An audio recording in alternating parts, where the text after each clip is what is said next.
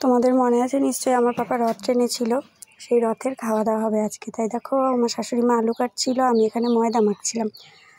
তো ওরা বললো যে কাকিমণি আমরা লুচি আর আলুর দমই খাবো, তাই এটাই করলাম। ওরা আমাকে কাকিমণি বলেই ডাকে, আর মন খুলে ওরা বলে, কারণ ওরা ছোটো বাচ্চা। এখানে আমি ময়দা মাখছি আর ভাইয়ের সঙ্গে কথা বলছিলাম। আমার ভাইয়ের সঙ্গে আমার অনেক কথা থাকে। দেখো এখানে আলুটাও কাটা হয়ে গেছে, আমার শাশুড়ি মা কেটে রেখেছে।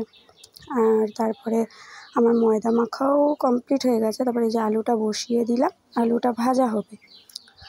তো আলুটা ভাজতে দিয়ে আমি ঢেকে দিলাম। তারপরে আমি বসে গেলাম মশলা বাটতে। আমি তো এর আগেই বলেছি যে আমি হাতেই মশলা বাটি। ওরা বাচ্চা মানার জন্য ঝাল খুব কম দিয়ে মশলাটা বাটলাম। এখানে নেড়ে নেড়ে ভাজাটা হচ্ছে, আবার উঠে একটু দেখতেও হলো আলুটা ভাজা হয়েছে কিনা। তো মশলাটা বাটা হয়ে গেলে তোমরা দেখো, মশলা ঢেকে দিলাম এটা। তারপরে মশলাটা বেটে নিলাম। মশলাটা কিন্তু খুব সুন্দর বাটা হয়েছিল, হাতে বাটার স্বাদই আলাদা হয়, সেটা আমি এর আগেও বলেছি। দেখো কি সুন্দর বেটেছি। তারপরে আবার ঢাকা উঠলে দেখলাম, ঢাকনাটা উল্টে দেখলাম যে ভাজা হয়েছে নাকি আলুটা। দেখলাম ভাজা ভাজা হয়ে গেছে, দেখো তোমরা লাল লাল হয়ে গেছে আলুটা।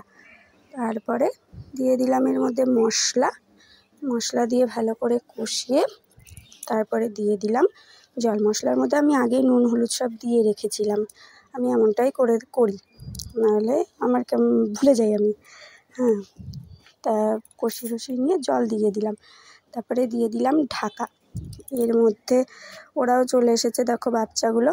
দেখো বড়দের খাইয়ে যত না তৃপ্তি পাওয়া যায়, তার থেকে এই বাচ্চাগুলো এই সামান্য এইটুকুতেই ওরা অনেক আনন্দ পেয়েছিল। আমি ওদের আনন্দটাকে ভালো করে তুলতে পারিনি, কারণ হচ্ছে আমি একটু ব্যস্ত ছিলাম, তাই পুরোপুরি তোলা হয়নি ওদের আনন্দটা। নাহলে দেখতে ওরা এই সামান্যটুকুতেই কত আনন্দ পায়, অথচ আমরা বড়রা অনেক বেশি কিছু পেয়েও আমরা তৃপ্তি পাই না। আমি আলুটা এখানে কষাচ্ছি, কষিয়ে জল দিয়ে দেবো। তো আলুর দমটায় ওরা বাচ্চা মানুষের জন্য ঝাল আমি অনেক কম দিয়েছিলাম, আগেই বললাম। তো ঝালটা অনেক কমই হয়েছিল, কিন্তু খেতে খুব টেস্ট হয়েছিল। ওরা বলছে যে কাকিমণি আমাকে আর একটু দাও, আমার খুব ভালো লেগেছে। আমাদের তোলা হয়নি আর কি ওগুলো। তারপরে যেহেতু নিরামিষ হয়েছিল, তারপরে আমি ওর মধ্যে দিয়ে দিলাম একটুখানি নামানোর সময় গরম মশলা, কারণ পেঁয়াজ রসুন কিছু দেওয়া ছিল না, তো একটু গরম মশলা দিলে স্বাদ হবে, সেই জন্য দিলাম।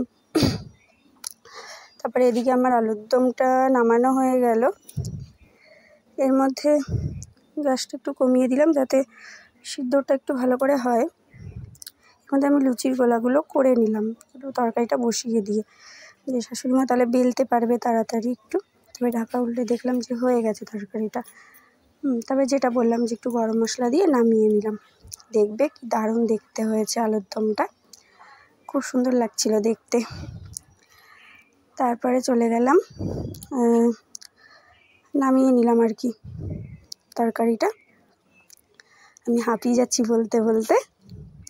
এই যে গরম মশলা দিয়ে দিলাম, তারপরে নামিয়ে নিলাম তরকারিটা। দেখো কি সুন্দর দেখতে লাগছে তরকারিটা দেখতে। খুব সুন্দর হয়েছিল দেখতেও, খুব যেমন ভালো লাগছিল খেতেও টেস্ট হয়েছিল। তোমরাই বলো কেমন লাগছে। তারপরে আমি দিয়ে দিলাম শাশুড়ি মার কাছে গোলাগুলো বেলতে। উনি বসে বসে বেলছিল, আর এই যে আমার সাঙ্গপাঙ্গগুলো এখানে বসে বসে খেলছিল। সাথে আমার বড় আমার ভাইও ছিল, সবচাইতে বড়। তারপরে এই যে তরকারিটা নামিয়ে নিলাম। তারপরে শাশুড়ি মার লুচি টুচি বেলা হয়ে গেল, আমি ভাজতে শুরু করে দিলাম। কড়াইটা বসিয়ে কড়াই গরম করে ওর মধ্যে দিয়ে দিলাম তেলটা গরম হয়ে গেলে পরে যেমন স্বাভাবিক সবাই করে লুচি দিয়ে দিলাম ভাজতে। লুচিগুলো খুব সুন্দর ফুলেছিল, লুচিগুলো খুব সফট হয়েছিল। অনেকক্ষণ ধরে মেখেছিলাম ময়দাটা, দেখানো হয়নি, অতটা টাইম তো আর হবে না। যাই হোক, তারপরে ওদেরটা যদি একটু তুলতে পারতাম তাহলে ভালো হতো। এদিকে আসলে আমি রান্না করছিলাম, রাতও অনেকটা হয়ে গেছিলো, বাচ্চাগুলো খাবে, সেই জন্য পুরোটা তোলা হয়নি ওদের আনন্দটা, তাহলে ওদের আনন্দটাও তোমরা একটু দেখতে পেতে।